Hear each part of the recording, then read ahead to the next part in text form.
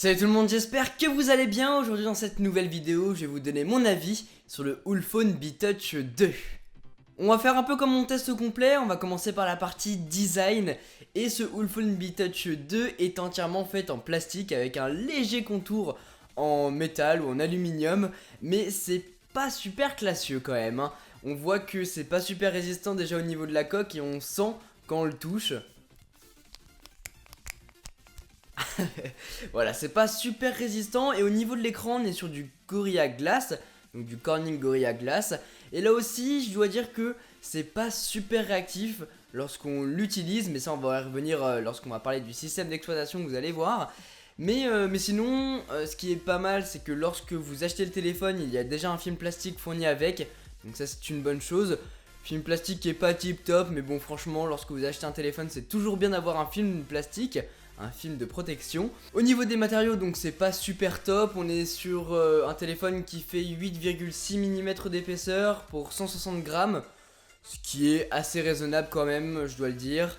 Au niveau de l'écran maintenant, c'est un écran de 5,5 pouces, donc on est sur un grand téléphone. Il est Full HD cet écran, avec une résolution de 1920 par 1080. Et franchement, je dois dire que après l'avoir utilisé pendant un certain temps, l'écran est bien, il est bon, il est bien contrasté, il est bien lumineux. Bon là en l'occurrence j'ai mis un fond qui est assez sombre, donc on le voit pas très bien. Mais si vous voulez aller voir tous ces détails là, allez voir mon test complet qui sera dans la description, vous allez voir tout ça en détail. Mais c'est vrai qu'il est pas mal bien lumineux, les couleurs sont plutôt belles et fidèles à la réalité, donc c'est un bon point là-dessus. On va venir à la partie la plus désagréable je pense de cette vidéo, c'est le système d'exploitation du Ulfone B-Touch 2. Alors il possède 16 Go de stockage par défaut, mais je crois qu'on peut le choper en 32. Je suis pas sûr, en tout cas celui-là il est en 16 Go. Il possède une puce octa-core 64 bits cadencée à 1,7 GHz. Il possède 3 Go de RAM, il a le Bluetooth 4.0, il est compatible sur les bandes 4G françaises. Que je regarde là, il a 3 Go de RAM donc, et il tourne sous Android Lollipop 5.1 sans surcouche, donc c'est Android pur là-dessus. Mais le téléphone rame à mort. Vraiment, c'est pas fluide du tout. Je vais essayer de vous montrer là comme ça en direct. Voilà, vous pouvez voir, bah voilà. Même à l'écran comme ça, on voit bien que c'est pas fluide. Franchement, je pense qu'ils auraient dû mettre, ils auraient tout gagné à mettre Android KitKat. Et sans surcouche, ça aurait été beaucoup plus rapide. Il n'y aurait pas eu de lag aussi important que ça. Là, c'est pas utilisable. Clairement, pour un téléphone personnel, si on devait le prendre en téléphone personnel, c'est pas utilisable.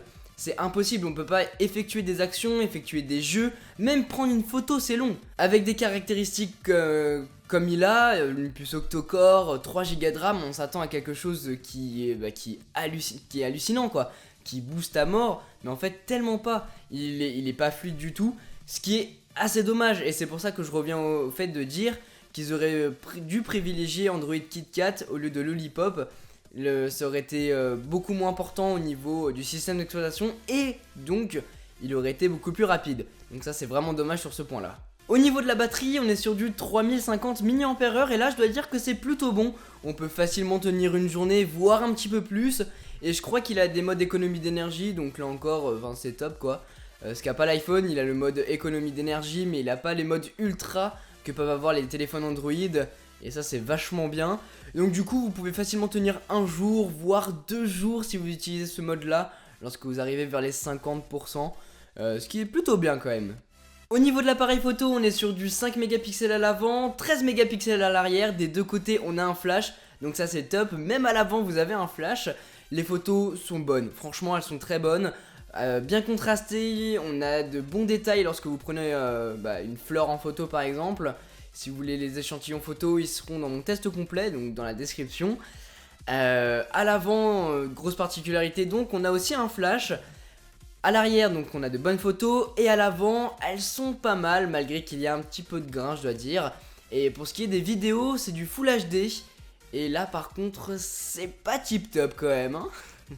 Pour ce qui est des fonctionnalités de ce Ulfone B-Touch 2, ce qui est vachement bien, c'est que déjà, si j'arrive à le faire, voilà, il a une coque amovible. Toc. Et vous allez pouvoir changer sa batterie de 3050 mAh. Et vous allez surtout pouvoir mettre une carte nano SIM Et à côté vous allez pouvoir mettre soit une carte SIM classique, soit une carte SD. Donc ça c'est top, vous allez pouvoir augmenter la mémoire jusqu'à 32 Go je crois. Donc c'est déjà plutôt bien, on peut pas augmenter trop. Mais déjà on peut augmenter un petit peu sa mémoire, ce qu'ont pas des appareils comme Samsung maintenant. Sur la face avant, qui ressemble d'ailleurs beaucoup à l'iPhone, on a Touch ID, ou plutôt une empreinte digitale.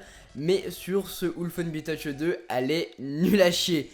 Je tiens à être honnête avec vous, si vous voulez acheter pour l'empreinte digitale, il ne faut pas, elle est nulle à chier. Et comme j'ai pu le dire dans mon test complet, au début lorsque vous la configurez, elle marche super bien, mais après, elle marche plus du tout. Et d'ailleurs moi maintenant je l'ai enlevé pour pouvoir déverrouiller très facilement et pour pouvoir avoir accès facilement à l'appareil photo et au téléphone. Parce qu'il faut savoir une chose, c'est que si vous vous mettez en mode empreinte digitale, déverrouillage par empreinte digitale, vous n'avez plus accès à ces fonctionnalités rapides qui est appareil photo et téléphone. Donc ça c'est vraiment dommage et complètement con, je sais pas pourquoi ils ont fait ça. En tout cas maintenant j'utilise le mode balayé, ça va beaucoup plus vite pour avoir accès à ces choses. Et donc voilà quoi. Sur ce Ulfone, on a aussi les off-screen gestures. Alors si on regarde ensemble, on n'allume pas l'écran, on fait un petit O. Est-ce que ça va marcher? Ça marche pas. Ça ne marche absolument pas.